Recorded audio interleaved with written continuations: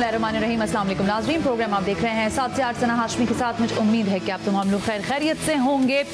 जो इस वक्त पाकिस्तान की पॉलिटिक्स है उस पर रोज़ाना की बुनियाद पर हम बात कर रहे हैं। उसकी वजह यह है जिसमें तेज़ी आप देख रहे हैं पॉलिटिक्स में, वो ये कि ज़ाहिर 8 फरवरी सन 2024 जो है वो इलेक्शन का दिन तय पाया है। MKM पाकिस्तान जो है वो आज कराची में एक जलसा कर रही है और ज़ाहिर इस जलसे में उनकी सरगर्मियाँ भी सवालिया निशान की तरह इसलिए हैं कि लोग ये पूछ रहे हैं कि एक एक इलाके में जो ये जलसे किए जा रहे हैं इसका क्या मकसद है, क्या मैसेज देना चाहती है MKM। तो आज MKM की एक अहम शख्सियत को हमने मद्दू कर रखा है और ख़ुद MKM ने जो तनकीद करना शुरू की है वो की है इलेक्शन कमीशन ऑफ पाकिस्तान पर। उन्होंने एक पंडोरा बॉक्स नया खोला है और वो है हल्का बंदियों के हवाले से। वो कह रहे हैं कि हमने लगभग मुस्तफा कमाल साहब के मुताबिक उन्होंने 13 एतराज़ात जो हैं वो इलेक्शन कमीशन ऑफ पाकिस्तान को भेज दिए हैं। खालिद मकबूल सिद्दीकी जो कि सरबराह हैं MKM पाकिस्तान के, वो भी इल्ज़ामात लगा रहे हैं। वो यहाँ तक कह रहे हैं कि हलफ बरदार एक जमात का शख्स जो है वो इलेक्शन कमीशन के दफ्तर में बैठा हुआ है। तो लगता यूँ है कि बहुत सारे एतराज़ात जो हैं अब आहिस्ता आहिस्ता सामने आना शुरू हो जाएंगे। गुज़िश्ता रोज़ हमने देखा कि पाकिस्तान पीपल्स पार्टी ने अपना यौम तासीस मनाया। गुज़िश्ता से पहले उन्होंने अपना यौम तासीस मनाया, जुमेरात के दिन ये यौम तासीस था और ये पहली दफ़ा क्वेटा में इन्होंने यौम तासीस का इनेकाद किया। लेकिन जो तमाम तर ज़राए अबलाग के आप चाहे टेलीविज़न के हवाले से बात कर लें या फिर सोशल मीडिया की बात कर लें या अखबारात की बात करें, तो उन्होंने एक चीज़ लिखी और उस पर बड़ी बात की गई कि कितने आदमी थे। यानी क्वेटा का यौम तासीस जो था वो ऐसा लग रहा है कि पाकिस्तान पीपल्स पार्टी इस यौम तासीस के बाद तनकीद की जद में है कि वहाँ शायद एक बड़ी गैदरिंग देखने को नहीं मिली, लोगों की वो तादाद नहीं थी। पाकिस्तान पीपल्स पार्टी ने एक फ्लॉप यौम तासीस जो है वहाँ पर मनाया है। तो इस पर भी बात करने के लिए और फिर खुद पाकिस्तान पीपल्स पार्टी जिस लबो लहजे के साथ इस वक्त इलेक्शन कैंपेन कर रही है, क्या, क्योंकि खुद आसिफ अली जरदारी साहब हमें बारहा ये कहते हुए दिखाई दे रहे हैं कि अगली हुकूमत जो भी बनेगी वो किसी की ज़ाहिर 2/3 मेजॉरिटी के साथ तो हुकूमत नहीं बन सकती। अलायंसेस भी होंगे, बातचीत भी होगी और फिर जब शराकत दारी की हुकूमत होगी तो उसमें फिर ये लबो लहजा जो है उसको ज़ायल करने में शायद ज़्यादा दिक्कत का सामना करना पड़े। एक ब्रेक का कहा जा रहा है, मैं ब्रेक से वापस आती हूँ। तो आज ज़रा बात करेंगे QM ने जो हाथ और आस्तीनें चढ़ा ली हैं इलेक्शन कमीशन के हवाले से, इसके बाद इंतखाबी अमल में वो कैसे दाखिल होंगे, इलेक्शन के बाइकआउट की आवाज़ भी हो सकती है या नहीं। इसी सब पर और बहुत कुछ जानने के लिए हमारे साथ रहिए। एक ब्रेक शामिल करते हैं, ब्रेक से वापस आकर कंटिन्यू करेंगे।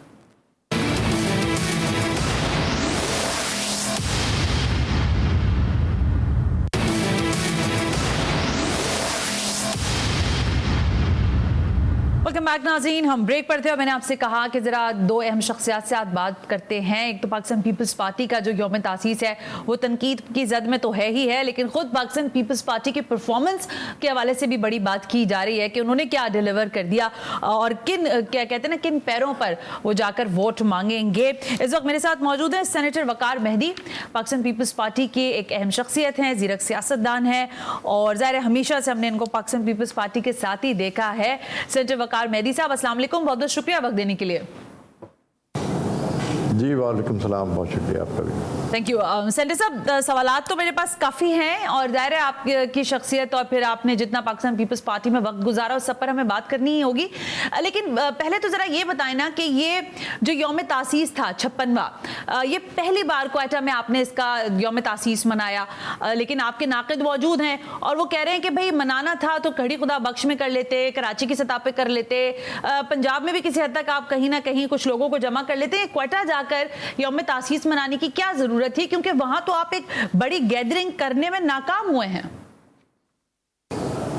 जी बिस्मिल्लाहिर्रहमानिर्रहीम। देखें, मैं आपको अर्ज़ करूँ कि पाकिस्तान पीपल्स पार्टी अपना यौम तासीस पाकिस्तान के मुख्तलिफ शहरों में हर साल मनाती रही है और इस साल ये यौम तासीस कोयटा शहर में मनाने का फ़ैसला हुआ। और मैं आपको बताऊँ कि कोयटा के जो अयूब स्टेडियम है उसके अंदर लोगों की एक बहुत बड़ी तादाद और हमारी तवक्को से भी ज़्यादा लोग वहाँ तशरीफ़ लाए और ग्राउंड के अंदर और ग्राउंड के बाहर एक जम गफ़ीर रहा वहाँ। और कोयटा के जो गैर जानिबदार हलके हैं या बलूचिस्तान के, वो ये बताते हैं वहाँ पे कि कोयटा की तारीख में ये अच्छा बड़ा पीपल्स पार्टी ने जलसा किया। अच्छा। और ये इसमें बलूचिस्तान के ही लोगों की एक बहुत बड़ी तादाद इसमें शरीक थी।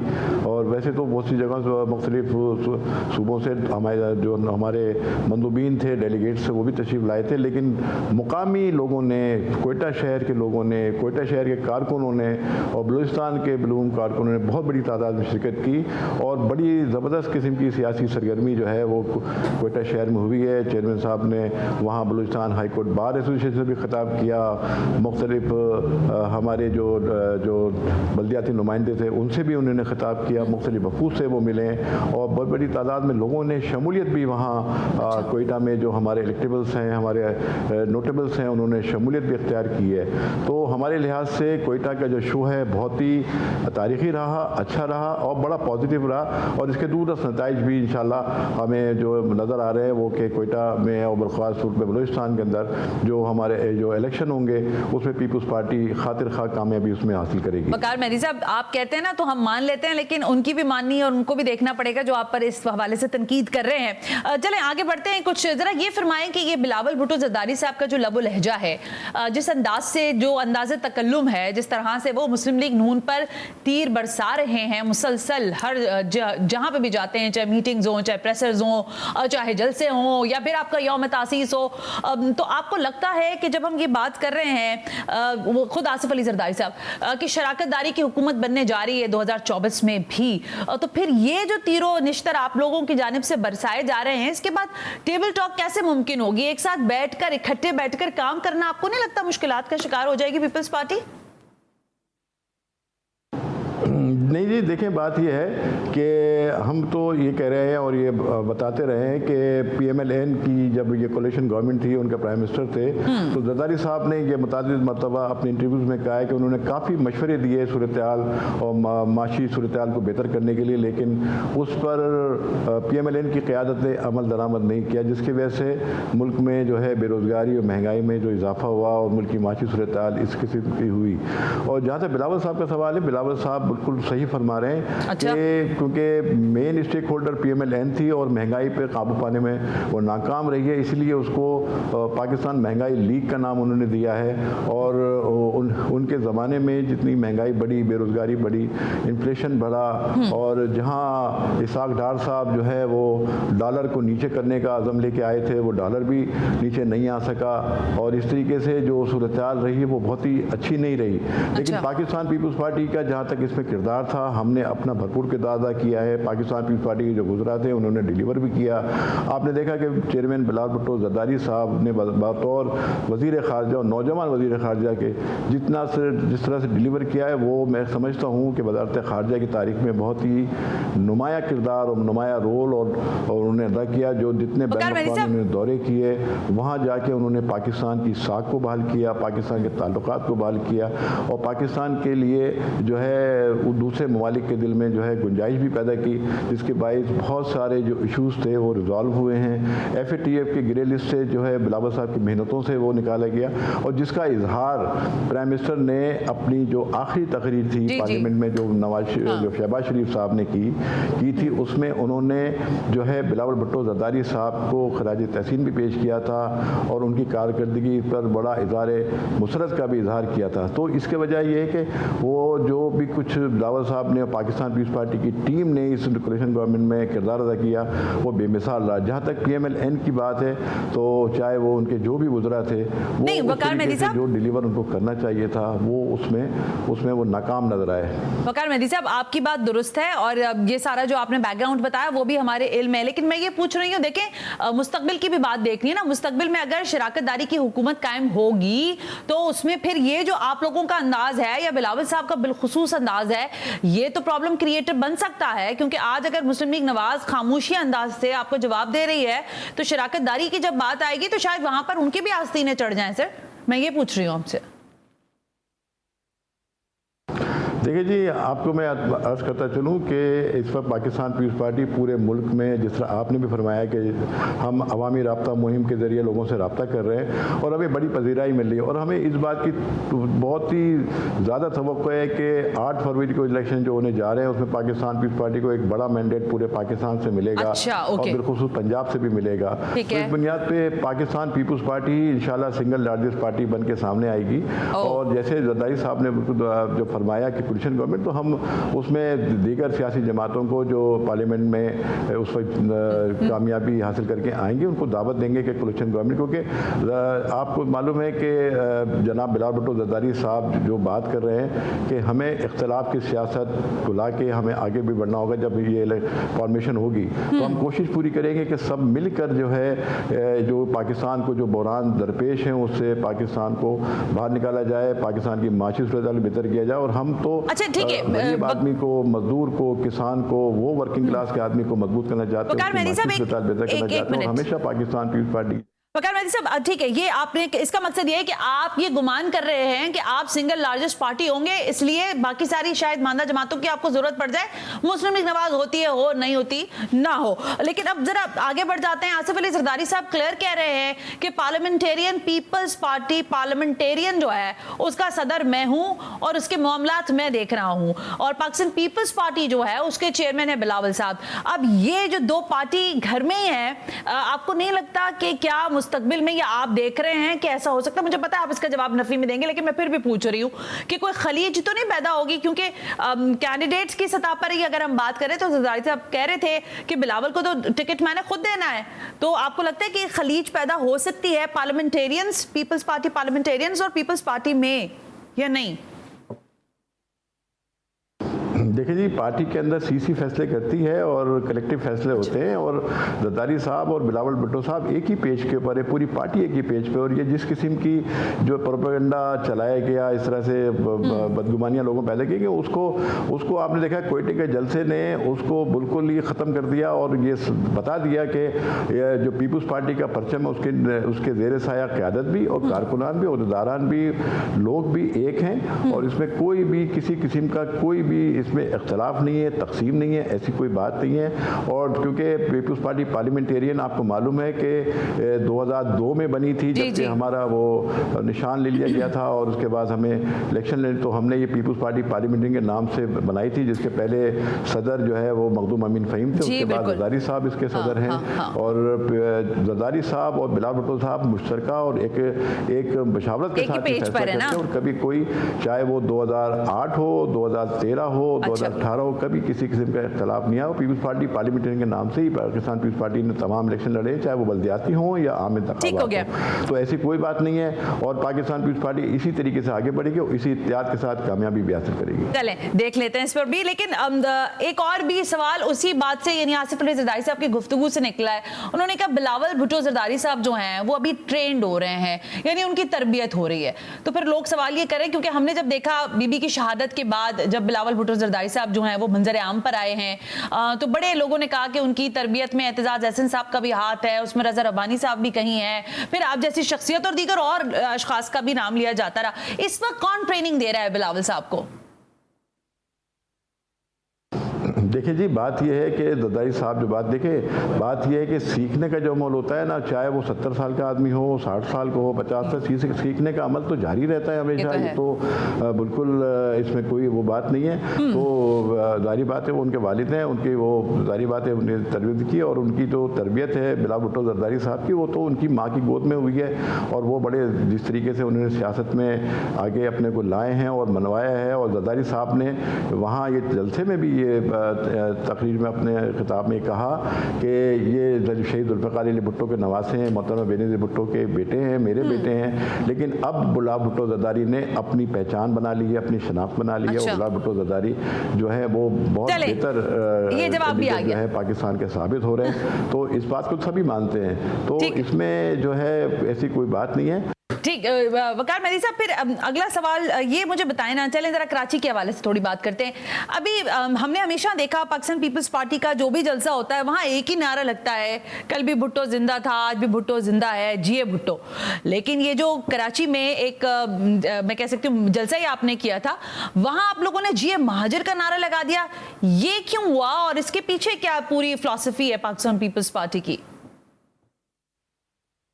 सेंट्रल में हुआ था ये बात यह है कि एमक्यूएम के काफ़ी लोग पाकिस्तान पीपल्स पार्टी को, जो उनके पार्लियामेंटेरियन साबका थे, जिसमें एमएनएज हैं, एमपीएज हैं, लोग हैं, वो पाकिस्तान पीपल्स पार्टी को उन्होंने डिस्ट्रिक्ट सेंट्रल में ज्वाइन किया है और एक बड़ी तादाद पाकिस्तान पीपल्स पार्टी को ज्वाइन करने के लिए मजीद आ भी रही है। अच्छा। तो वहाँ पे लोगों ने, क्योंकि ये एक तासुर दिया जाता था जैसे पाकिस्तान पीपल्स पार्टी उर्दू बोलने वालों के खिलाफ है या वो है, तो वहाँ के लोगों ने जज्बाती अंदाज से जिए भुट्टो जिए महाजर का नारा लगाया और अच्छा लगा कि वहाँ के उर्दू बोलने वाले जो है, ये जो तकसीम की सियासत एमक्यूएम ने की थी, इस नारे ने वो तकसीम की सियासत भी ख़त्म कर दी और ये बता दिया कि पाकिस्तान पीपल्स पार्टी में तमाम वो ज़बानें बोलने वाले, जिसमें उर्दू बोलने वाले, सिंधी बोलने वाले, पंजाबी बोलने वाले, बलूची बोलने वाले, दीगर जितने क्योंकि टाइम मेरे पास बहुत कम है, इसलिए मैं जरा पेस से सवाल करना चाह रही हूँ। कता कलामी की मुझे माजरत दीजिएगा सर, लोग ये कहते हैं कि ज़रा आप उर्दू स्पीकिंग घराने से हैं, फिर शैला रजा साहिबा हैं, फिर अजहर अब्बानी साहब का नाम है, शेरी रहमान है, दीगर और शख्सियात भी हैं आपकी जमात में, लेकिन आप क्योंकि कराची बेस्ड हैं और बाकी सारे लोग भी हैं, लेकिन क्या आप किसी तरह जो उर्दू बोलने वाले इलाके हैं कराची में, उसमें पाकिस्तान पीपल्स पार्टी की पेनिट्रेशन करवाने में कोई किरदार अदा कर रहे हैं या इस बाबत कोई काम हो रहा है आपकी सतह पर? देखिए जी, पाकिस्तान पीपल्स पार्टी में बहुत ज़्यादा उर्दू स्पीकिंग है पहले से और बहुत तवील अरसे से पाकिस्तान पीपल्स पार्टी में काम कर रहे हैं। जैसे आपने मेरे लिए कहा, इस तरह ताजदर साहब हैं, शैला रजा साहिबा हैं, एंडी खान साहब हैं, बहुत सारे लोग हैं इसके अंदर, शेरी रहमान साहिबा इसमें हैं और मैं कहता हूँ कि जो कराची में कदीमी तौर पर आबाद है वो सभी उर्दू बोलते हैं। अब सईद गनी साहब है, उनकी फैमिली जो है वो तकरीबन कोई 100 साल से इस कराची शहर में आबाद है और दीगर हमारे जो पार्टी के साथी मसरूर एहसन साहब, हमारे कुर्बानियाँ हैं उनकी इतनी सादा, वो हैं इसके अंदर और दूसरे लोग हैं, डॉक्टर आसिम साहब इसके अंदर है और मैं आपको किस किस का नाम लूँ, बहुत सारे लोग हैं, रज़ा रब्बानी साहब हैं इसमें और हमारे बहुत सारे लोग जो है दुनिया से चले गए वो पाकिस्तान पीपल्स पार्टी। आपको मालूम है कि 1970 या 77 के इलेक्शन में हकीम मोहम्मद सईद जो थे वो पाकिस्तान पीपल्स पार्टी के उम्मीदवार थे, जमीलुद्दीन आली साहब पाकिस्तान पीपल्स पार्टी के उम्मीदवार थे, लियाकत अली खान शहीद के बेटे अकबर लियाकत अली खान पाकिस्तान पीपल्स पार्टी में थे। बहुत सारे लोग पाकिस्तान पीपल्स पार्टी में तो अब वो दुनिया में नहीं है और पाकिस्तान पीपल्स पार्टी में एक बड़ी तादाद जो है उर्दू बोलने वालों की अरसे दराज से साथ है और उनकी बड़ी कुर्बानियाँ हैं, जद्दोजहद है उनकी इस पार्टी के अंदर और हमारे कराची के दोस्तों ने, कारकुनों ने इस पार्टी के लिए बहुत कुर्बानियाँ दी हैं। और आपको मालूम है कि जो 18 अक्टूबर को जो सानिया हुआ था उसमें भी हमारे पूरे पाकिस्तान के शहीद थे, जिसमें कराची के हमारे कारकुनों की भी एक बड़ी तादाद इसमें शरीक थी शहीद होने वालों में। तो पाकिस्तान पीपल्स पार्टी ने हमेशा जो है वो में जो है उर्दू बोलने वाले साथ रहे और पाकिस्तान पीपल्स पार्टी ने हमेशा भी जो है कराची शहर के लोगों की खिदमत की है, कराची शहर के लोगों का ख्याल किया और हम बिलावल भुट्टो जरदारी साहब ने हमेशा कराची शहर को ओन किया और कराची शहर की जो तरक्की और डेवलपमेंट आप देख रही हैं, ये बिलावल भुट्टो जरदारी साहब का विजन था जो कराची शहर में इतनी तरक्की हुई और 15 साल में जो तरक्की पाकिस्तान पीपल्स पार्टी ने कराची शहर को दी है, इसकी मिसाल मादी में नहीं मिलती। जिन लोगों ने 40 साल तक इस शहर पर हुक्मरानी की है उन्होंने कुछ डिलीवर नहीं किया सिवाय खून खराबे के, तकसीम की सियासत के, नफ़रतों के अलावा कुछ नहीं दिया इस शहर को। पाकिस्तान पीपल्स पार्टी एक गुलदस्ता है और इस शहर को पुरअमन बनाने में, इस शहर को दहशतगर्दी से आज़ाद करने में पाकिस्तान पीपल्स पार्टी का बड़ा कंट्रीब्यूशन है। आज शहर में लोग जो है 2-3 बजे रात को जो आज़ादी से घूमते, वो पाकिस्तान पीपल्स पार्टी ने ही जो है कि काविशों का नतीजा है कि इस तरह से शहर को हमने रोशनियों का शहर बनाया। और आज हमारा मेयर कराची मुर्तज़ा वहाब साहब भी उर्दू बोलते हैं, वो भी कराची शहर से ताल्लुक़ रखते हैं, वो भी कराची शहर के बाशिंदे हैं। तो हम कराची शहर के अंदर हमारे जो मेयर हैं, डिप्टी मेयर हैं और आपने देखा कि कराची शहर में के लोगों ने हम पे एतमाद किया। 104 से ज़ायद जो है बलदियाती नशिस्तें हमने हासिल की हैं।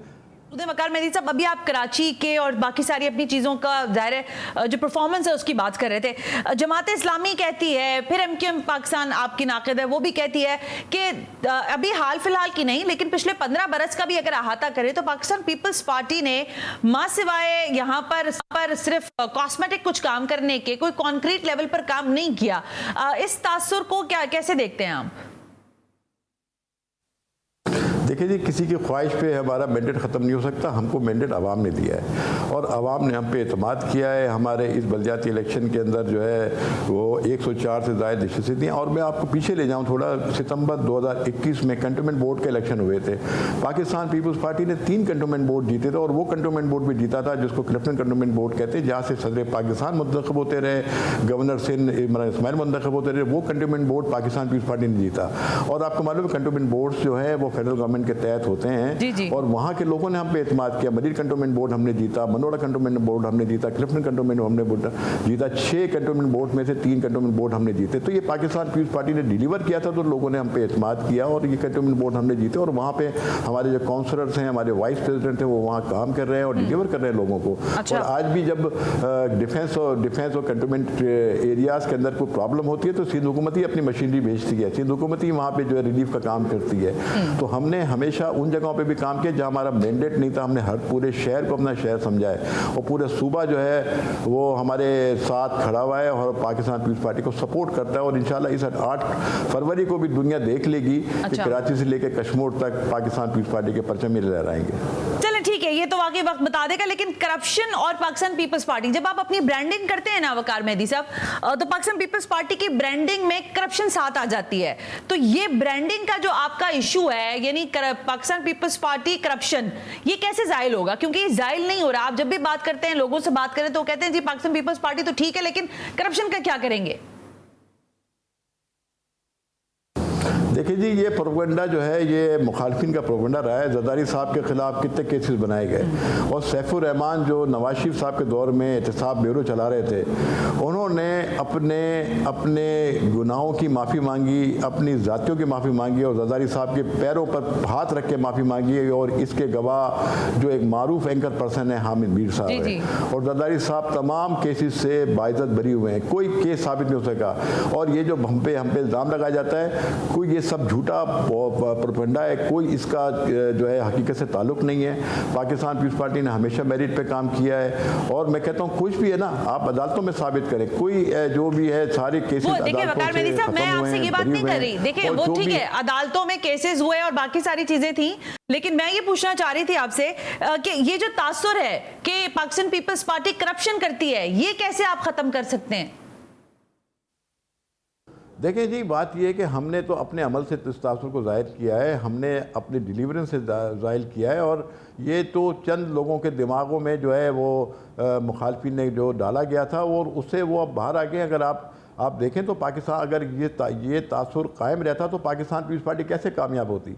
पाकिस्तान पीपल्स पार्टी 2018 के इलेक्शन में भी कामयाब हुई, इससे पहले भी कामयाब हुई और अभी भी आपने लोकल बॉडीज़ के इलेक्शन में देखा कि पूरे सिंध में हम कामयाब हुए।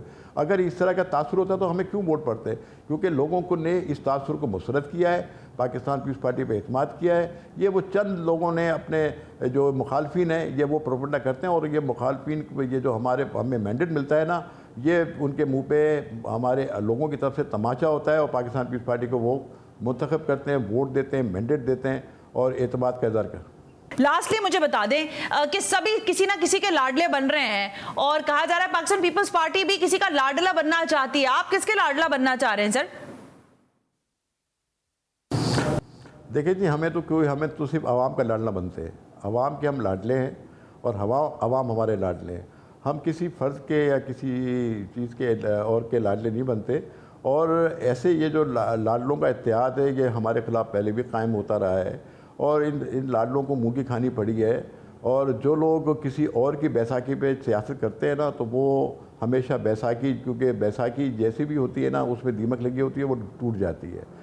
और अवाम के कंधे ही जो है वो मजबूत होते हैं। अवाम जिनको अपने कंधों पे लाते हैं, अवाम जिनको एतमाद करते हैं, वही लोग हमेशा कायम रहते हैं। पाकिस्तान पीपल्स पार्टी को जनरल ज़िया-उल हक़ ने भी ख़त्म करने की कोशिश की, लेकिन उसको मुँह की खानी पड़ी। और पाकिस्तान पीपल्स पार्टी आज भी उसी तरह से कायम है, उसी तरीके से आगे चल रही है। और बिलावल भुट्टो ज़रदारी साहब की क़यादत में पाकिस्तान पीपल्स पार्टी पहले से बहुत ज़्यादा मजबूत हुई है और इंशाअल्लाह आपको हम इसका साबित कर देंगे 8 फरवरी को।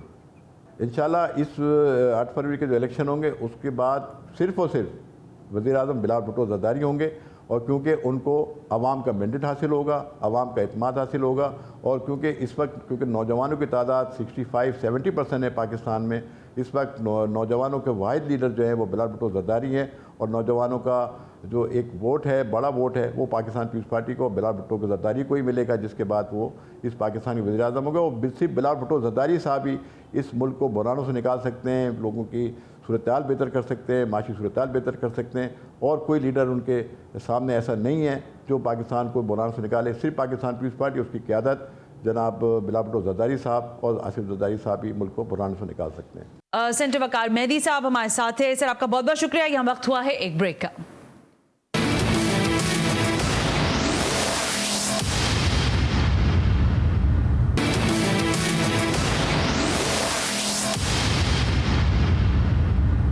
वेलकम बैक नाज़रीन, हम ब्रेक पर थे और जैसे मैंने आपसे कहा कि आज ज़रा गुफ्तगू करते हैं कि एमक्यूएम ने आज भी कराची में एक जलसे का इनेकाद कर रखा है और इस जलसे की तैयारी के साथ साथ अब मेरा ख्याल है पंडाल में लोग आना शुरू भी हो गए हैं, क्योंकि जो मेहमान शख्सियत मेरे पास हैं उनको भी वहीं पहुंचना है। और पिछले दिनों इनकी तबीयत बहुत नासाज थी, हार्ट अटैक हुआ था। रऊफ सिद्दीकी साहब, आपको सबसे पहले तो शुक्र अल्हम्दुलिल्लाह कि आप हमारे साथ दोबारा मौजूद हैं। अपनी सेहत का ख्याल रखें, खैर खैरियत से हैं आप? अल्लाह का बड़ा एहसान है, बड़ा करम है। उसने तो बिल्कुल डॉक्टर ने तो जवाब ही दे दिया था, तो फिर अल्लाह ताला ने शिफा दी। अल्लाह आपको दुबई सेहत रखे और इसी तरह रखे। ये सियासी सरगर्मियों के हवाले से अभी आपने जलसे में जाना है या नहीं जाना है? हाँ, जाना है, भी जाना है। जलसे में जाना है। तो सर, ये जलसे में जाने से पहले मुझे कुछ सवालों के जवाब दे दें। ये बताएं, ये एमक्यूएम ने पहले मरदमशुमारी का शोर कर किया, फिर उसके बाद बल्दियाती इंतखाबात पर शोर किया, अब 8 फरवरी की डेट पर शोर हो रहा था, चले वो भी मिल गई है। अब आप लोग शोर करने लगे कि हल्का बंदियों पर हमारे एतराज़ात हैं, और एक नहीं, दो नहीं, 13 एतराज़ात आपने लगा दिए हैं। अब आपको हल्का बंदियों पर भी मसला हो गया? देखिए, पहली बात ये है कि आपने जितनी तीनों चारों चीज़ें बताई, ये एकेडमिक डिबेट नहीं है, ये ग्राउंड रियलिटी के ऊपर हमने बात की है। ठीक है, इसमें हमने अपने हल्के बंदी के हवाले से बात नहीं कर रहे थे। देखिए, क्या जुल्म हुए कि 1.5 करोड़ लोग आप मरदमशुमारी में गायब कर दें एक शहर से, पूरे पाकिस्तान से भी नहीं, तो उसके ऊपर उस शहर के लोग आपको बोले भी ना, और फिर वो चले, वो जद्दोजहद के बाद और मुआहदे करके फिर वो हुए, तो फिर भी 73 लाख के करीब वो जो लापता किए गए थे वो लाए बाजियाब कर दिया आपने। बाजियाब आ गए। चले, अब ज़ाबत है उनकी हल्का बंदी तो होनी है ना, कि उनको कहाँ अकोमोडेट करेंगे, उनके हल्के कहाँ जाएंगे। ठीक है, तो उसके ऊपर ये तमाम चीज़ें, लेकिन इतना प्रोसेस लो किया जाता है। हाँ। यानी वो भी तोता करान, अगर हम इतना बड़ा मुजाहरे और जज्बात का इजहार न करते तो ये 73 लाख भी नहीं आते, जबकि अभी 73 लाख बाकी है। चले वो तो हो गया ना, मुझे ये बताएं अब इलेक्शन, ये हल्का बंदियों पे क्या एतराज? नहीं, अब हल्का बंदियों में जो आपने कॉन्स्टिट्यूंसी को बुक किया, उसके अंदर कोई बैलेंस तो कोई चीज़ हो ना। अब मिसाल के तौर पे 2 सीटें इंटीरियर में कम हो रही हैं। हाँ, ठीक है, और एक सीट जो है कराची में बढ़ गई है। हाँ, बढ़ रही है। तो इसको बैलेंस करने के लिए फिर आप नए नए तरीके करके आप वहाँ पर ठीक करने के चक्कर में, वहाँ पे बढ़ाने के चक्कर में फिर आप यहाँ के ऊपर इतराज़ कर दें। हमारा कहने का मतलब ये है कि कोई हल्का बंदी का कोई तरीका होता है। आपको मैं 2018 की एक हल्के की बात बताता हूँ, जिससे मैं इलेक्शन लड़ रहा था। महमूदाबाद से मैं इलेक्शन लड़ना शुरू हुआ हूँ। ठीक है, और PCHS आया, सही है, फिर PCHS से आगे निकले तो सफूरा गोड आया, फिर गुलिस्तान जौहर आया, और फिर अस्करी आया, फिर जिग जैग करते ऐसा लग रहा है कि एक कौमी असम्बली का हल्का जो है वो ट्रैवलिंग ही नहीं खत्म, काफी लंबा हल्का था। मैं वही तो आपको बता रहा हूँ। और फिर सितम ज़रीफ़ी ये कि वो अल्लाह ताला ने मुझे जिता भी दिया रात के 2:30 बजे 70% वोटों से, लेकिन फिर उन्होंने कहा कि नहीं जी, ये जो है ये रूसियाई शहर है, ये MNA नहीं बनना चाहिए, लिहाजा एक ऐसे MNA को बनाया गया जो UC का इलेक्शन 6 महीने पहले आ रहा है, उसको सुबह उठा के बताया कि तुम अब MNA हो भाई, जाओ जाके। तो आप देखें, इनका पूरा 4 साल का पीरियड भी UC वाला ही रहा, अंदाज MNA वाला नहीं रहा। यानी अब आप जो हल्का बंदियों पर देखें, मेरी बात सुने ना सिद्दीकी साहब, ये एक सीरियस बात है। अगर आप हल्का बंदियों पर एतराज़ात करके, मुझे नहीं पता इसके बाद आपकी स्ट्रैटेजी क्या होगी, क्योंकि अदालत का दरवाज़ा आप कह रहे हैं हम खटखटा रहे हैं, इलेक्शन कमीशन ने आपको बुला लिया है 4 दिसंबर को, क्या आए और हमसे ज़रा मिल लें, आपके मसले क्या हैं ज़रा पूछ लेते हैं। तो आप मसले बता देते हैं, मसले हल नहीं होते फॉर एग्जाम्पल, तो फिर क्या कीजिएगा? देखिए मसला ये है कि करने वाले ही करेंगे ना, हम तो एक मुतालबा कर रहे हैं, लेकिन जो आपके लिए करने वाले बहुत कुछ कर रहे हैं, लोग ये कह रहे हैं, आपको पता है इस बात का? अब वो कहने वाले तो कहते रहेंगे ना। अब आप मुझे बताइए कि तो 2018 में जिन्होंने हमारे खिलाफ किया तो उनके बारे में कोई नहीं कहता कि इनके खिलाफ भी किया गया। अच्छा, तो आज आपके हक में कोई खड़ा हुआ है? मैं ये पूछ देखिए, रही हूं। हम तो अपने हक के लिए खुद खड़े हुए हैं, लेकिन हम तो बड़ा सीधा स्वभाव बात कर रहे हैं। मिसाल के तौर पे चलिए सारी बातें इस वक्त छोड़ के एक जुमले के ऊपर आके हम कर देते हैं, पाकिस्तान के मसाइल का हल।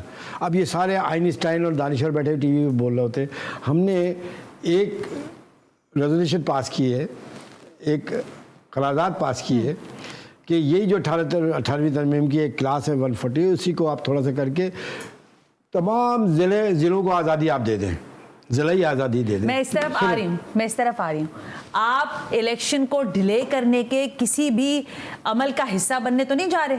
No no no no no no, हम तो मुतालबा कर रहे हल्का हैं। बंदियों का जो आपका एतराज है, कहीं ऐसा ना हो ना कि आप च्युइंगम की तरह इस मामले को खींचते चले जाएं। वो तो जो डर रहे होंगे वो डर रहे होंगे, हमारी तो सीटें छिनी हुई। हम तो कह रहे हैं कि लोकल बॉडी के भी इलेक्शन अभी एक साथ ही करा दो, तीनों इलेक्शन एक ही साथ करो, हम तीनों लड़ते हैं। मसला ये है कि ये तो हमारे अपने हल्के हैं।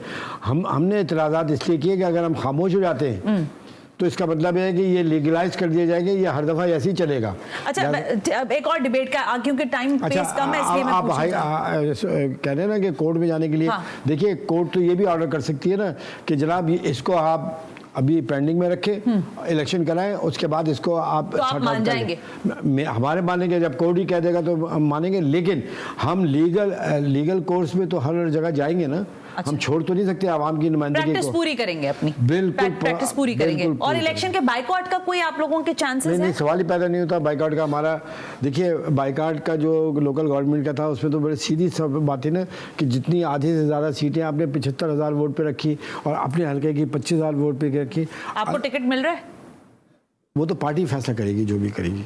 अच्छा, अब सुना ये कि एमकेएम लंदन के लोग भी हल्के और उम्मीदवार अपने उतार रहे हैं? मेरे इल्म में नहीं है। अच्छा, सबको इजाजत है, सब लड़े जाके इलेक्शन। ओके, इलेक्शन में तो क्या है। अच्छा ये बताएं, ये जो आपकी पतंगे कटना शुरू हो गई हैं इलेक्शन से पहले, मतलब मसलन आपको याद नहीं, अभी 4 आपके, 1 एमएनए, 3 एमपीए, सब दौड़ दौड़ के पीपल्स पार्टी की तरफ जा रहे हैं। अभी वकार मेहदी साहब मुझे कह रहे थे अभी तो सेंट्रल से कुछ लोगों ने हमें ज्वाइन किया है, अभी और भी बहुत सारे लोग हैं जो आना चाहते हैं। हाँ, तो सबके देखिए, सबका अपना इख्तियार है, जिसको जहाँ जाना है वो जाए, जहाँ से आप बड़े फयाजी के मुजाहिरा कर रहे हैं। आपके पास से तो आना आपकी मर्जी से था, जाना भी आपकी मर्जी से था। नहीं, ऐसा नहीं था।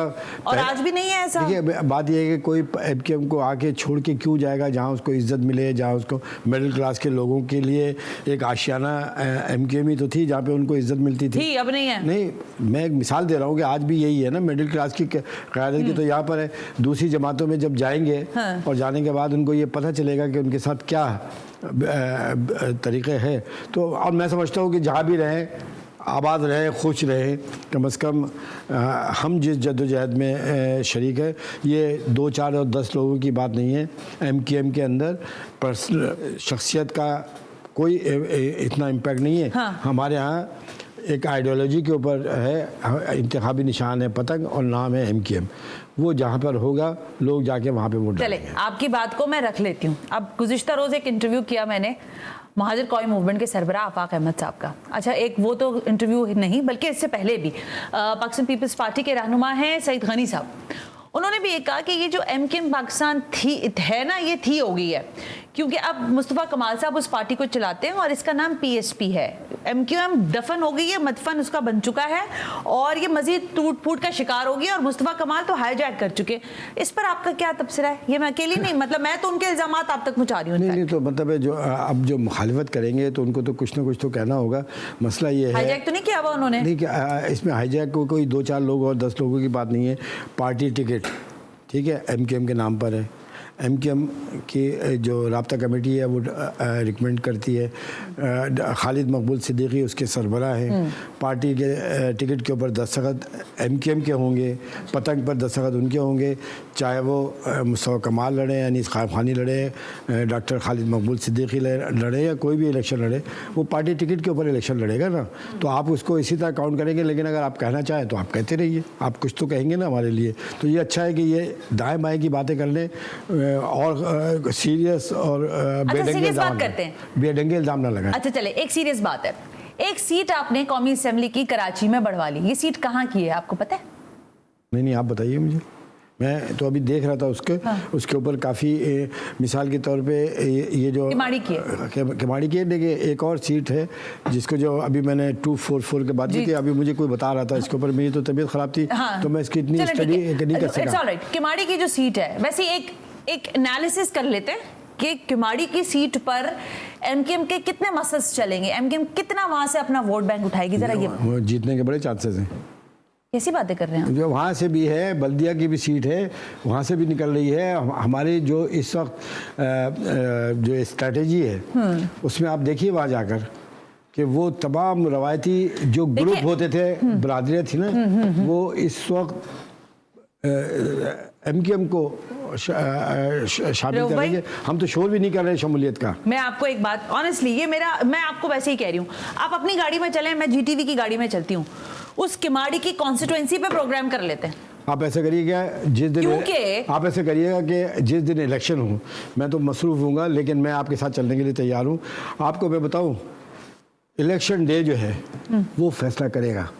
Indeed, I agree with this point. वजह क्या है? हाँ। वजह यह है कि एमकेएम के ऊपर इतने ऑपरेशन हुए हैं। देखिए राहुल भाई, ये बात तो आपकी 100% मुकद्दर कलामी के साथ देखिए, जब बैलेट पेपर हाथ में होता है ना, तब वोट पड़ेगा। उस वक्त का जो फैसला है ना, वही फैसला होता है। उससे पहले जो बातें हैं, कयास आराइयां हैं या जितने भी आप बातें करते हैं, वो एक अलग बात है। लेकिन मैं कह रही हूँ, आप लोग तो ग्राउंड चेक भी रखते होंगे ना? क्या ना, वो इसी के लिए तो मैं इसीलिए पूछ रही हूँ, इस शहर में, आई एम सॉरी लेकिन मैं ये बात कह रही हूँ, कुछ जगह पे सीट एडजस्टमेंट हमारा होगा, कुछ जगहों के ऊपर सीट एडजस्टमेंट होगा हमारा, और वो सीट एडजस्टमेंट खाली नाप तोल के निज़ाम के तहत नहीं होगा, बल्कि वो उसूल की बुनियाद के ऊपर होगा। सीटें तो जीतनी बल्दिया की सीट आप नून को दे देंगे, इसका मकसद? नहीं, अच्छा बिल्कुल नहीं। अब मैं ज़रा आपको पहले ये बता दूँ, जो इलेक्शन वाले डे की मैं बात कर रहा हूँ, एमकेएम पर इतने सारे मसाइब और परेशानी रहेंगे, ज़रा सा आगे बढ़ते हैं उनके नाम आ जाते हैं।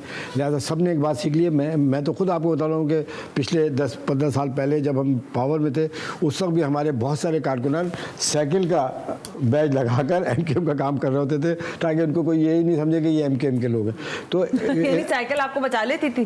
तराजू भी लगा लेते थे जैसी जो जगह होती थी वहाँ से। लेकिन वोट जो था, चाहे वो जमात इस्लामी के अंदर हो, चाहे वो पीस पार्टी के अंदर हो, चाहे वो किसी भी जमात के अंदर हो, नंबर 1 जो एमकेएम का वोट बैंक है, जो अपनी जान बचाने के लिए इधर उधर गया हुआ है, वोट सारा का सारा एमकेएम को पड़ेगा। ये तो चले बिल्कुल ठीक है, इलेक्शन के और इस दफा बड़ा सेंसिटिव इलेक्शन बिल्कुल होगा, क्योंकि ज़ाहिर है अब फिर नशरियात का आगाज भी होगा। हम आपसे गाहे गाहे इस पर बात करते रहेंगे, वक्त मेरे पास बिल्कुल महदूद रह गया है।